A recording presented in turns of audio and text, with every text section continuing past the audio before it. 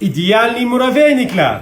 Muraveynikni qaytadan kashf qilib, Istanbulda turk baklavasi bilan raqobatlashib, turk qardoshlarimizni ko'nglini ola oldik. Agarda sizga ham ma'qul kelsa, bu men uchun sharafdir. 82% maxsus pesochniy xamirlar uchun mo'ljallangan 200 g margarinni turkadan chiqarib, 500 g un bilan aralashtirib olamiz. 1 osh qoshiq razrxiter, 1 chimdim tuz va 50 g shakar bilan bir marta aralashtirib olib, 2 dona tuxum va yana 1 dona alohida tuxumli sarig'i bilan 200 g qaymoq qo'shib, yengil harakatlar bilan mushlamasdan yumshoq xamir tayyorlaymiz. Xamirni to'rtga bo'lib zo'la qilib, morozlikda yaxshilab muzlatib olamiz. Muzlagan xamirni turkadan chiqarib, 190 gradusda qizib turgan duxovkada 10-15 daqiqa davomida pishirib olamiz va yengil harakatlar bilan o'rtacha razmerda maydalab olamiz. Diqqatliroq bo'ling, haddan tashqari maydalanib ketmasin. 150 g yong'oqni 160 gradusda qizib turgan duxovkada 4-5 daqiqa davomida qovurib olib, po'stini tozalab olamiz. O'qlov yordamida birozgina kattaroq razmerda maydalab olib, tayyorlab qo'ygan pesochniy xamirimiz bilan aralashtirib qo'yamiz. Xona haroratida yumshab turgan 100 g tabiiy va sifatli sariyog' bilan 800 g varionniy sgushyonkani aralashtirib krem tayyorlab olamiz. Pesochniy xamir, yong'oq va kremni yaxshilab aralashtirib olib, kichikroq piyola yoki stakanni suvga botirib olib, muraveyniklarga forma berib chiqamiz. Lotus pastasini mikrovolnovkada 20-30 soniya davomida isitib yumshatib olamiz. Lotus pastasini ajoyib karamelli mazasi va xonadon pistalar bilan muraveynikning betakror lazzati yaqinlaringizni ajablantira olishi aniq. Hayit dasturxoniga ushbu san'at asarini tayyorlab ko'ring.